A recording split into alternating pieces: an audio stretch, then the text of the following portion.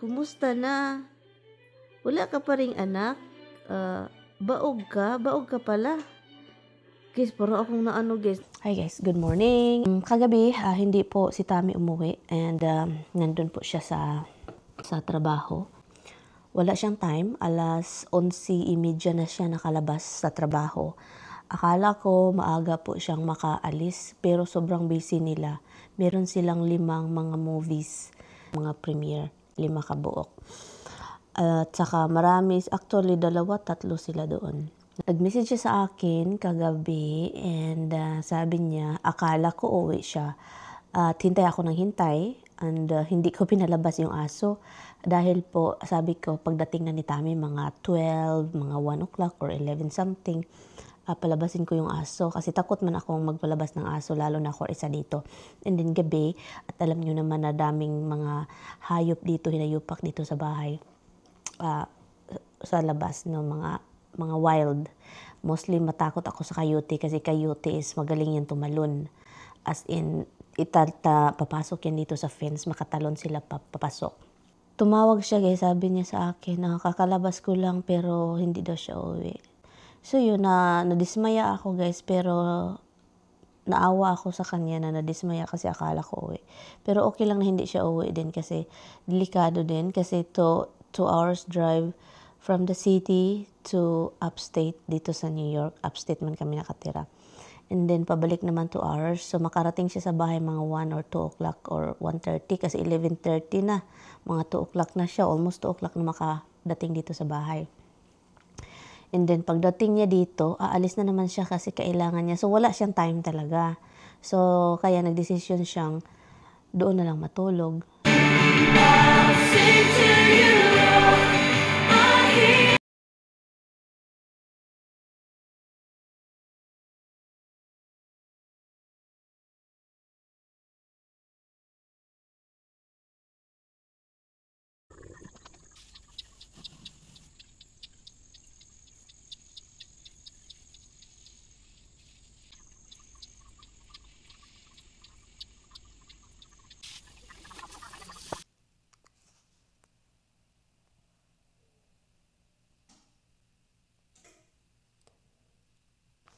Hintayin lang natin si Mr. dito. Kuyaw-kuyawan man ko da. Close. Oh, watch out. What is that?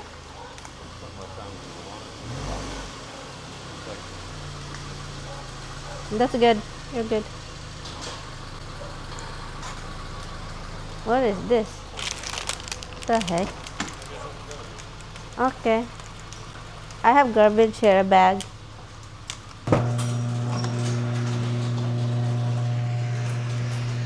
You wanna leave your laptop? This bag, I'm sure you have to charge the food warmer. Where is your orange? Oh, here you go. I will follow. Okay. Honey, just say hi to them. They miss you. Hi, puppy.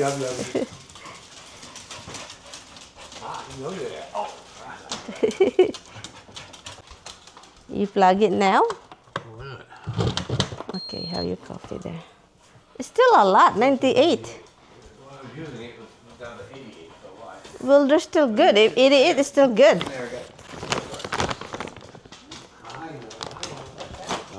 What?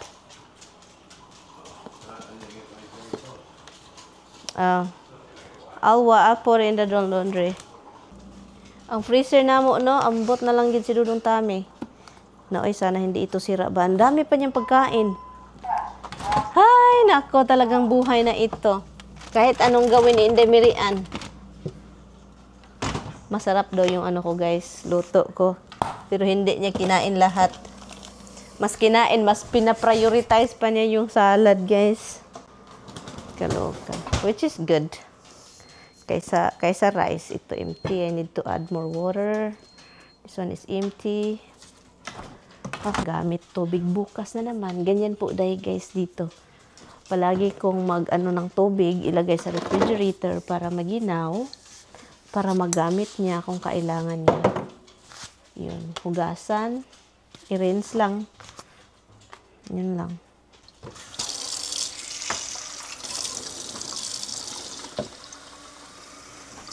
Ayan. I love you. Go ahead. Your coffee is done. Why is it French fries?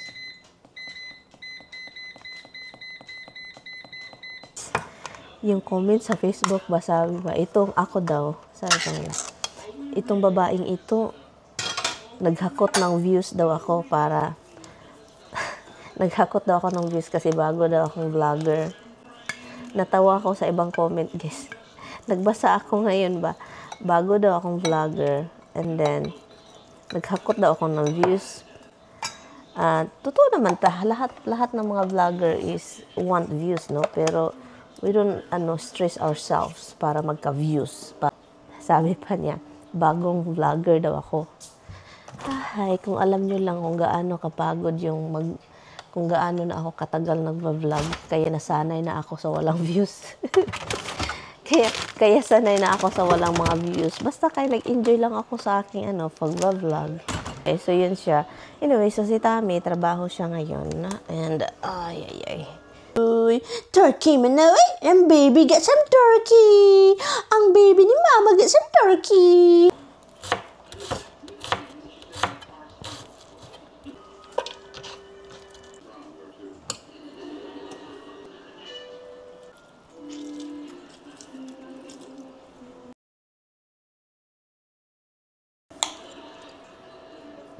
Baon mo. Pinadalhan ko yan ng rice. Hindi kinain lahat. Konti lang yung kinain, guys. Yan. So, yan. Yan. Ilagay na natin ang pagkain ni Mister. First, nating ilagay is ice. Next, salad. And second, rice, mongo, chicken, and then lechon. So he has different kind of food because he stayed there 2 days. So it's hard to put it together ba? Unsa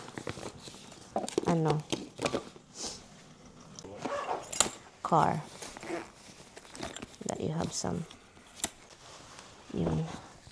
Ang dami din gamit kasi dito niya. Uy, grabe talaga si Tami. Wala nang space talaga itong sasakyan niya, guys. Wala nang space. Kaloka naman ito. Hindi ko talaga alam sa kanya. Ganyan yan siya, guys. Ganyan talaga yan siya. Hindi na yan magbabago. If I could go to the Empire. So, careful. I love you. Talk to you later. Music. I love you. Be careful, huh? Yeah, try. I'll talk to you later.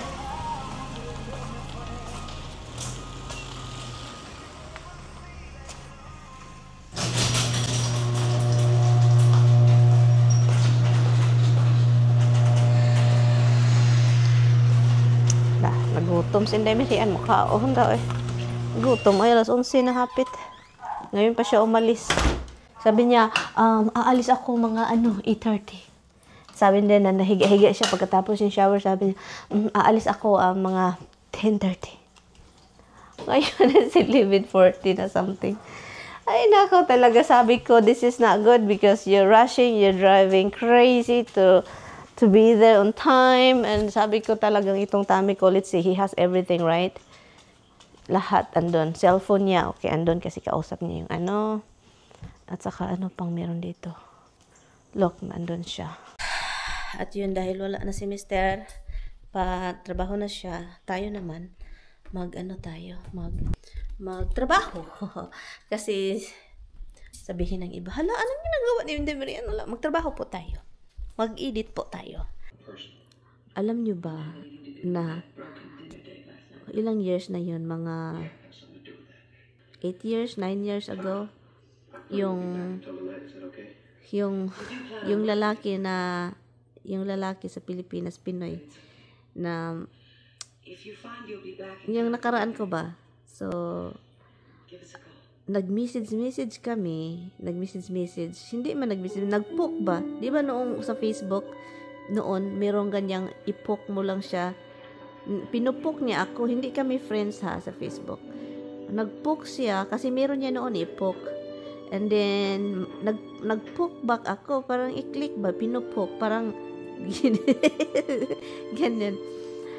So, ngayon, nag-message siya, sabi niya sa Facebook, hala, kumusta na? Wala ka pa ring anak?